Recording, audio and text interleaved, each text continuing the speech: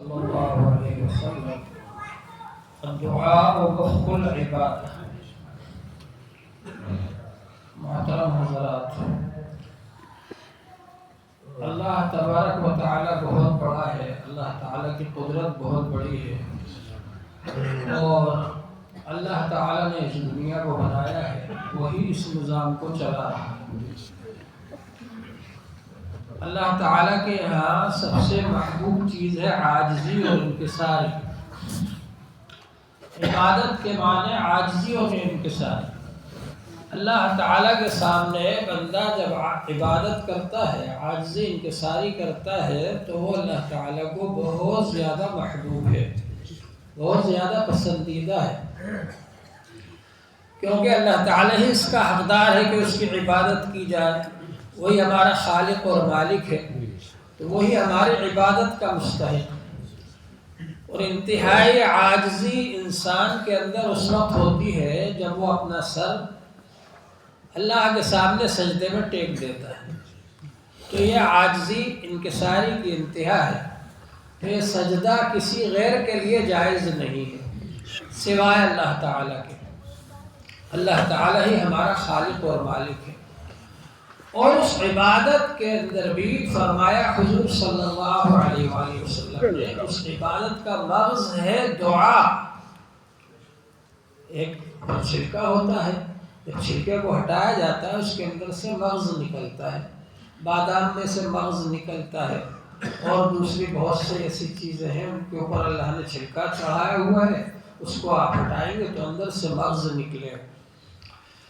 تو عبادت کا مغز کیا ہے؟ دعا ہے، یعنی دعا کی جاتی ہے نماز میں۔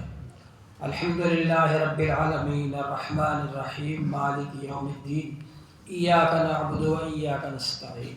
اب دعا آئی، پہلے اللہ کی تعریف کی، پھر دعا آئی اہدنا الصراط المستقیم۔ تو صلاۃ کے معنی ہی دعا کے ہیں، لیکن اب پوری نماز کو ہی صلاۃ کہہ دیتے ہیں، کیونکہ نماز میں اصل چیز دعا ہے۔ تو دعا جو ہے یہ عبادت کا مغز ہے۔ اور دعا کے معنی کیا ہے؟ کہ بندہ اپنی عاجزی انکساری کا اعتراف کر لے کہ اللہ تعالیٰ میں کچھ نہیں، میں عاجز ہوں، محتاج ہوں، میرے پاس کچھ نہیں، کوئی طاقت نہیں، کوئی قدرت نہیں، اور اللہ تعالیٰ کی بڑائی بیان کرے، اللہ تعالیٰ کی قدرت پر یقین کرے کہ اللہ تعالیٰ بہت بڑے ہیں، بڑی قدرت والے ہیں، وہ جو چاہے دے سکتے ہیں، جو چاہے کر سکتے ہیں، پریشانی کو مصیبت کو دور فرما سکتے ہیں۔ یہ آدمی یقین رکھے اور اپنی عاجزی انکساری کا یقین رکھے، اور پھر اللہ سے مانگے۔ دعا کے لیے ضروری ہے کہ آدمی اپنے آپ کو عاجز سمجھے، عاجزی کے ساتھ مانگے۔ ہم لوگ دعا کیسے کرتے ہیں؟ جیسے ہوٹل میں جا کے آرڈر دیتے ہیں، یہ دے دے، وہ دے دے، وہ دے دے، ہم لوگ ایسے دعا کرتے ہیں، عاجزی انکساری نہیں ہوتی۔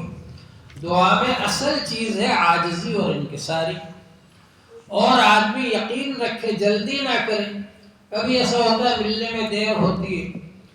ایک آدمی نے سنا کہ جمعہ کے دن دعا قبول ہوتی ہے، تو نہا دھو کر کے آ گیا تیار ہو کر مسجد میں، اور دعا کر رہا ہے کہ اللہ تعالیٰ میرا گھر سونے سے بھر دے، میرا گھر سونے سے بھر دے۔ بہت دیر تک مانگتا رہا، وہ بچوں کو بلا کر پوچھتا بھی رہا کہ گھر سونے سے بھرا کہ نہیں بھرا، نہیں بھرا۔ تو پھر اس نے دعا کی کہ میرا گھر بھوسے سے ہی بھر دے، اور وہی تھا، تو اس کا گھر بھوسے سے بھر گیا۔ تو دعا اللہ تعالیٰ قبول ضرور فرماتے ہیں، اس پر یقین رکھنا چاہیے۔ دعا کی قبولیت کے لیے ایک طریقہ تو یہ ہے کہ جو مانگا وہی مل جائے۔ کبھی ایسا ہوتا ہے آپ نے جو مانگا وہی مل گیا۔ حضرت زکریا علیہ السلام نے لڑکا مانگا، لڑکا مل گیا ان کو، جو مانگا وہی مل گیا۔ کبھی ایسا ہوتا ہے جو مانگا وہ نہیں ملا، اس سے اچھا مل گیا۔ حضرت مریم کی والدہ نے لڑکا مانگا، لڑکا تو نہیں ملا، لڑکی مل گئی۔ اب انہوں نے کہا اللہ تعالیٰ میں نے تو یہ کہہ دیا تھا کہ اس لڑکے کو میں بیت المقدس کی خدمت کے لیے وقف کر دوں گی، یہ تو لڑکی پیدا ہوئی۔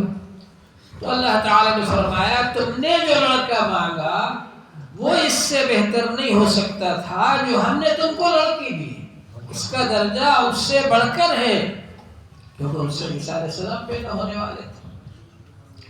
تو بہرحال کبھی ایسا ہوتا ہے کہ جو مانگا وہ نہیں ملا، اس سے بہتر چیز مل گئی۔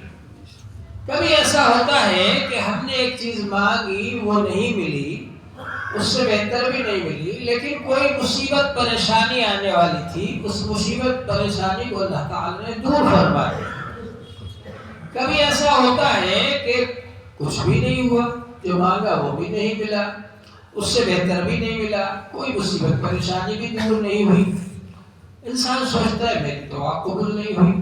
جب وہ میدان حشر میں جائے گا تو وہاں پر دیکھے گا کہ اللہ تعالیٰ بہت سارا اجر و انعام دے رہا ہے۔ وہ کہے گا اللہ تعالیٰ یہ کس چیز کا اجر و انعام ہے؟ تو اللہ تعالیٰ فرمائیں گے تم نے دعا مانگی تھی، تمہیں ایسا لگا کہ قبول نہیں ہوئی، ہم نے اس دعا کو ذخیرہ کر کے رکھ لیا تھا، اس کا اجر و ثواب آج تم کو مل رہا ہے۔ تو بہرحال اللہ تعالیٰ دعا ضرور قبول فرماتے ہیں، وہی حاجت روا ہیں، وہی مشکل کشا ہے، وہی غریب نواز ہے، وہی سب کچھ ہے۔ یہ الفاظ دوسروں کے لیے بولنا نہیں چاہیے، صرف اللہ تعالیٰ ہی مشکل کشا ہے، مشکل اور پریشانی دور کرنے والا وہی ہے، صرف اللہ تعالیٰ ہی ہماری حاجتوں کو پورا کرنے والا ہے۔ اور اس کا پتہ جب چلتا ہے، دنیا میں انسان جو ہے جب تک دوسروں سے امید ہوتی ہے نا تو دوسروں پر یقین کرتا ہے، ارے وہ ڈاکٹر کے پاس چلے جاؤ انجیکشن لگا دے گا، وہ ڈاکٹر کے پاس چلے جاؤ وہ آپریشن کر دے گا، وہ ڈاکٹر کے پاس چلے جاؤ دوا دے دے گا۔ جب سارے ڈاکٹر جواب دے دیتے ہیں اور کہتے ہیں صاحب اس کا کوئی علاج نہیں ہے، گھر لے جاؤ، اب آدمی کہتا ہے مولوی صاحب کے پاس چلو یار دعا کروانے کے لیے۔ جب سارے اسباب ختم ہو جاتے ہیں، منقطع ہو جاتے ہیں، تو پھر انسان اللہ کے در پر آتا ہے اور اللہ تعالیٰ ہی اس کی اس دعا کو قبول فرماتے ہیں اور اللہ تعالیٰ ہی اس کی مدد کرتے ہیں۔ کشتی خدا نخواستہ بھور میں پھنس جائے اور ملا یہ کہہ دے کہ اب تو ڈوبنے کے سوا کوئی چارہ نہیں، بھئی اب تو دعا کرو بس اللہ تعالیٰ سے، تو انسان اللہ تعالیٰ سے دعا کرتا ہے کہ اللہ تعالیٰ تو ہی بچانے والا ہے اور اللہ تعالیٰ ہی بچانے والا ہے۔ تو انسان کے اسباب اور وسائل اور ذرائع جب منقطع ہو جاتے ہیں، جہاں تک آدمی ہاتھ پیر مار سکتا ہے مارتا ہے، کوشش کرتا ہے، جب سارے اسباب اور ذرائع منقطع ہو جاتے ہیں تو پھر انسان اللہ تعالیٰ سے لو لگاتا ہے اور اللہ تعالیٰ ہی مدد فرماتے ہیں۔ تو بہرحال اللہ تعالیٰ نے ہمارے لیے یہ دعا کو ایسی چیز بنایا ہے، ایمان والے کا ہتھیار ہے دعا۔ لوگ سمجھتے ہیں مسلمان بے سہارا ہے، بے یار و مددگار ہے، لیکن اللہ تعالیٰ نے دعا کو ہمارے لیے سہارا بنایا، مدد کا ذریعہ بنایا، اس کے ذریعے ہم اللہ تعالیٰ کی مدد مانگ سکتے ہیں۔ تو آپ حضرات نے جو دعا کی مجلس رکھی ہے ماشاءاللہ، اور حضرت یونس علیہ السلام کی جو دعا ہے، اللہ تبارک و تعالیٰ کا ایک نظام ہے۔ اللہ تعالیٰ نے انبیاء علیہ السلام کو بھیجا جو اللہ کے نزدیک سب سے زیادہ محبوب اور پیارے تھے، اور اگر وہ تبلیغ کرتے رہے اور دعوت دیتے رہے اور لوگ ان کو پریشان کرتے رہے اور نہیں مانا تو ایک وقت مقرر ہے، پھر اس وقت اللہ کا عذاب آتا ہے۔ تو حضرت یونس علیہ السلام بھی لوگوں کو دعوت دیتے رہے، اللہ تعالیٰ کی طرف بلاتے رہے، تبلیغ کرتے رہے، اور بہت سے لوگوں نے نہیں مانا، ستاتے رہے، تکلیفیں پہنچاتے رہے۔ بالآخر وہ وقت آ گیا جو اللہ کی طرف سے مقرر تھا، یعنی عذاب کے آثار ظاہر ہو گئے، یعنی بادل آنا شروع ہو گئے۔ اب حضرت یونس علیہ السلام نے دیکھا کہ عذاب کے آثار آ گئے ہیں اور بادل آنا شروع ہو گئے ہیں، ابھی اجازت نہیں ملی تھی کہ آپ یہاں سے چلے جائیں، انہوں نے کہا کہ اب تو بادل کے آثار آ ہی گئے، عذاب کے آثار آ ہی گئے، مجھے یہاں سے نکل جانا چاہیے۔ تو اللہ تعالیٰ کی اجازت ہونے سے پہلے وہاں سے چلتے تھے، بس اتنی سی بات تھی۔ لیکن جو جتنے زیادہ اللہ کے محبوب اور پیارے ہوتے ہیں نا ان کی تھوڑی سی بات پر بھی پکڑ ہو جاتی ہے۔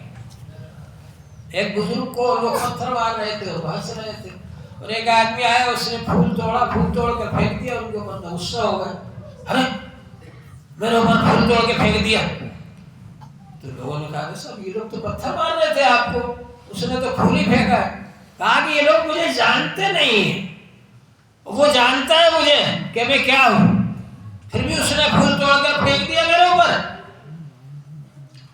تو اللہ کے بہت زیادہ قریب ہوتے ہیں انبیاء علیہ السلام، تو ان کی چھوٹی چھوٹی بات پر بھی پکڑ ہوتی ہے۔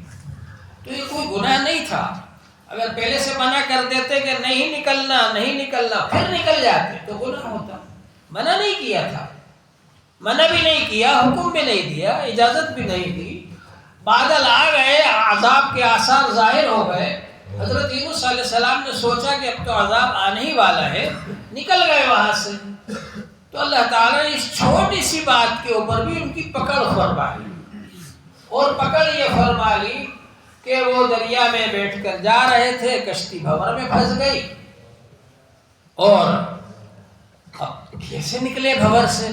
تو اس زمانے میں قربانی دی جاتی تھی، تو اس نے ملح نے کہا کہ اچھا بھائی قرہ ڈال لو، کسی ایک آدمی کو دریا میں ڈالنا پڑے گا۔ قرہ نکالا تو یونس علیہ السلام کا نام نکلا ہے، تو بھائی تو بہت بزرگ آدمی ہے، بہت نیک آدمی ہے، پھر ڈالو قرہ، پھر قرہ ڈالا، پھر یونس علیہ السلام کا نام نکل آیا، پھر قرہ ڈالا، پھر یونس علیہ السلام کا نام نکل آیا۔ تو لگا بھائی مجھے ہی ڈال دو دریا میں۔ دریا میں جب ان کو ڈالا گیا تو مچھلی وہ پھاڑ کھڑی تھی، اس نے نگل لیا، پیٹ میں رکھ لیا اس نے، اور حضرت یونس علیہ السلام 40 دن تک اس کے پیٹ میں یہ دعا کرتے رہے، اور اللہ تبارک و تعالی نے ان کی دعا کو قبول فرمایا، اور اس کے بعد اس مچھلی نے باہر لا کر کے ابل دیا، اور اللہ تعالی نے فرمایا اگر وہ یہ تسبیح نہ پڑھتے تو برسا برس تک مچھلی کے پیٹ میں۔ اور اللہ تعالی نے اس واقعے کو ذکر کرنے کے بعد یہ بھی فرمایا وَكَذَلِكَ نُنْجِي الْمُؤْمِنِينَ، ہم نے دریا سے نجات دی، مچھلی کے پیٹ سے نجات دی حضرت یونس علیہ السلام کو، اور آئندہ بھی جب بھی کوئی مصیبت میں ایمان والے اس تسبیح کو پڑھیں گے ہم ان کو نجات دیں گے، مصیبتوں سے ہم ان کو نجات دیں گے، پریشانیوں سے ہم ان کی پریشانیاں دور کر دیں گے۔ یہ اللہ تعالیٰ نے وعدہ فرمایا ہے قرآن پاک میں، اس لیے ہر زمانے میں علماء کرام جب کوئی مصیبت پریشانی آتی ہے تو اس تسبیح کو پڑھنے کے لیے بتلاتے ہیں، لا الہ الا انت سبحانک انی کنت من الظالمین، اللہ آپ تو پاک ہے، میں ہی گناہ گار۔ یہ تسبیح جب پڑھی جاتی ہے بڑی بڑی مصیبتیں دور ہو جاتی ہیں۔ کئی جگہ کے تجربے ہیں، واقعات ہیں، قصے ہیں، وہ سب مجھے نہیں سنانا، اس پر ہم یقین رکھیں اللہ کے وعدے پر، اور اللہ تعالیٰ سے دعا کریں، اور اپنے عاجزی انکساری اللہ کے سامنے ظاہر کریں۔ اللہ تعالیٰ کے سامنے جو مصیبتیں ہم کو بہت بڑی بڑی معلوم ہوتی ہیں یہ اللہ تعالیٰ کے سامنے کچھ نہیں ہے۔ اللہ تعالیٰ چاہے تو ان مصیبتوں کو ذرا میں دفع فرما دیں، دور فرما دیں، اللہ تعالیٰ کے لیے کچھ نہیں۔ تو بہرحال اللہ تعالیٰ سے دعا کریں، اللہ تعالیٰ ہم سب کی دعا کو انشاءاللہ قبول فرمائیں گے، اور یہ مصیبت جو آئی ہوئی ہے آنے والی ہے اللہ تعالیٰ اس کو دفع فرما دیں گے۔ اتنی ساری مسجدیں اس کی زد میں آ رہی ہیں، مدرسے زد میں آ رہے ہیں، قبرستان زد میں آ رہے ہیں، اللہ تعالیٰ اپنی رحمت سے ان سب کی برکت سے ماشاءاللہ یہاں پر مسجدیں ہیں، مدرسے ہیں، علماء کرام ہیں، حفاظ کرام ہیں، قراء حضرات ہیں، ان سب کی برکتوں سے سفید ریش بزرگ ہیں، سفید ریش بزرگ حضرات جب دعا کے لیے ہاتھ اٹھاتے ہیں اللہ تعالیٰ فرماتے ہیں مجھے شرم آتی ہے کہ ان کے ہاتھوں کو خالی واپس کر دیں۔ معصوم بچے ہیں یہ، معصوم بچے جو کچھ نہیں جانتے، اللہ تعالیٰ کو ان پر بڑا رحم آتا ہے، اور اللہ تعالیٰ ان کی برکت سے ہماری دعا کو قبول فرمائیں گے انشاءاللہ تعالیٰ۔ دعا فرمائیں۔